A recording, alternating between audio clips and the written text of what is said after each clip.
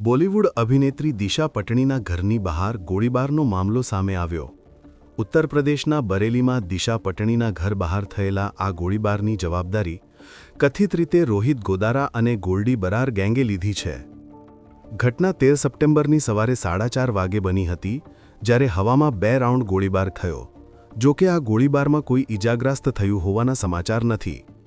હાલ social media પર Rohit ગોદારા goldy બરાર નામના અકાઉન્ટ પરથી કરાયેલી એક કથિત પોસ્ટ વાયરલ થઈ રહી છે, જેણે આ ગોળીબાર કરાવ્યો હોવાની જવાબદારી લીધી છે। પોસ્ટમાં લખ્યું છે કે ખુશ્બુ અને દિશા પટણીના ઘરની બહાર ગોળીબાર અમે કરાવ્યો છે। તેમણે આપણા પૂજ્ય સંત પ્રેમાનંદજી મહારાજ અને અનિરુદ્ધાચાર્યજી મહારાજનું અપમાન કર્યું છે।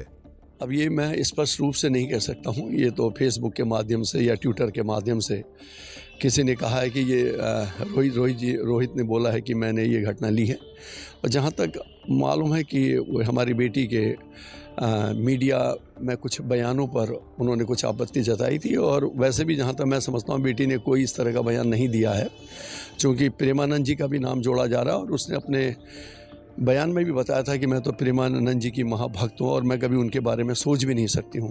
और चूँकि सोशल मीडिया है, किसी ने कट पेस्ट करके उनको प्रेमानंद जी से भी जोड़ लिया। अनिरुद्धाचार्य जी ने जो भी बयान दिए थे उसकी उसने कटाक्ष किया, बाकी तो आप सबने देख ही लिया होगा।